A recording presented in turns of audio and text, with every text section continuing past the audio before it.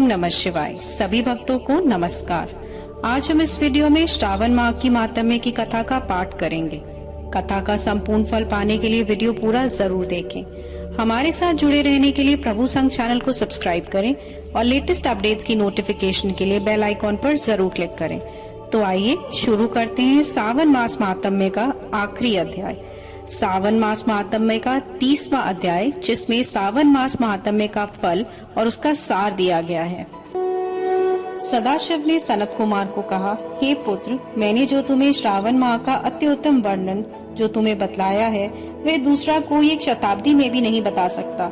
सती देवी ने राजा दक्ष प्रजापति के द्वारा किए गए यज्ञ में अपने को भस्मीभूत करके राजा हिमालय की पुत्री बनकर इसी श्रावण माह का व्रत करके शिवजी को पति रूप में पाया था। इस भांति वर्ष का यह माह मुझे सर्वाधिक प्रिय है। यह माह ठंड और गर्मी के विचार से बहुत ही उचित है, क्योंकि यह ना तो अधिक ठंडा होता है और ना ही अधिक गर्म होता है। इस माह में राजा और प्रजा दोनों को ही अपने शरीर को वैदिक मंत्रों से उच्चारित भस्म से पूरित कर लेना चाहिए, या फिर जल मिला हुआ 12 त्रिपुंड पहिन सफेद भस्म लगानी चाहिए। 6 मंत्रों वाले मंत्र से समस्त शरीर पर भस्म रमा लेनी चाहिए और शरीर में वह रुद्राक्ष पहने जो 108 रुद्राक्ष वाली माला हो। गले में 32 रुद्राक्ष, सिर में 22 रुद्राक्ष, दोनों कर्णों पर 12 और 24 रुद्राक्ष दोनों हाथों में, एक भाल पर और शिखाग्रह में धारण करनी चाहिए। इस भांति 108 रुद्राक्ष शरीर पर सजाकर मेरा पूजन करना चाहिए। हे पुत्र, यह संदेश से परे है कि इस मूल में हम ही विद्यमान हैं। इस माह को अति उत्तम और प्रभु का प्यारा जान मेरा तथा कृष्ण का पूजन करना अनिवार्य है। मुझे स्वयं इस माह में पड़ने वाली जन्माष्टमी बहुत अधिक भाती है। इस माह में ही देवकी के गर्भ में भगवान कृष्ण का पृथ्वी पर आगमन हुआ था। हे पुत्र सनत कुमार, यह तो मैंने तुम्हें श्रावण माह का लेश मात्र माहात्म्य कहा है। अब तुम और क्या जानना चाहते हो? इस पर सनत कुमार बोले, हे प्रभु, अब आप कुछ तथ्य रूप में बतलाएं, क्योंकि अभी तक तो मैं आनंद सागर में मग्न था और मैं सब कुछ भूल चुका हूँ। यदि आप मुझे तथ्य रूप में बतलाएंगे तो मुझे क्रम अनुसार पता चलेगा। मैं वह सब श्रद्धा भाव से ग्रहण कर लूंगा। भगवान श्री बोले, हे पुत्र, अब मैं तुम्हें अनुक्रमानिका कहता हूँ। पहले शौनक का प्रश्न है, तब सूत का उत्तर आता है। हे महर्षि, आपने फिर से सुंदर प्रश्न किया। आपने जो मेरी स्तुति की वह नाम निर्वचन सहित हुई। उत्तर क्रम से सब उद्देश्य पूर्ण है।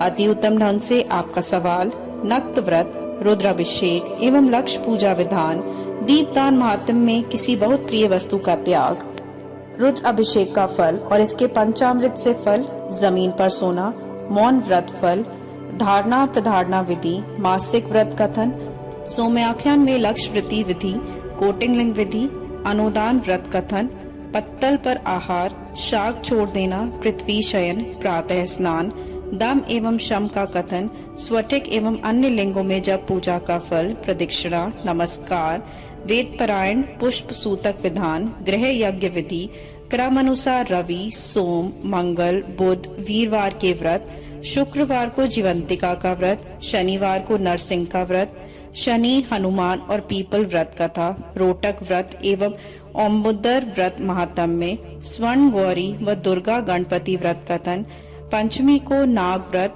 छठ को सूपोदान, सप्तमी को शीतला का पवित्रारोपण, अष्टमी और नवमी को दुर्गा पूजा, दशमी को आशा व्रत, एकादशी को द्वय व्रत, द्वादशी को विष्णु प्रीति के लिए पवित्रारोपण, त्रयोदशी को कामदेव व्रत, चतुर्दशी को शिव प्रिय पवित्रारोपण, पूर्णमासी को उपाकर्म उत्सर्ग एवं श्रावणा कर्म विधान सर्प बलि, ये ग्रीव जयंती, सभादीप, रक्षाबंधन व गणेश जी का संकट मोचन व्रत, जन्माष्टमी व्रत व कथा विधान, पिठोर व्रत, पोला संज्ञक वृषभ व्रत, दर्भ संग्रह, नदी रजस्वला व्रत, सिंह की संक्रांति में गौ का प्रसव होने पर अनिष्ट दूर करने वाला व्रत, कर्क सिंह के सावन में दान, स्नान सहित मास का महात्म्य का सुनना, वाचन और व्यास पूजा, महर्षि अगस्त्य अर्ध विधान, कर्म तथा यथा उपवासों के फल का फैसला व माह के महात्म्य सुनने से माह के सब उपवासों को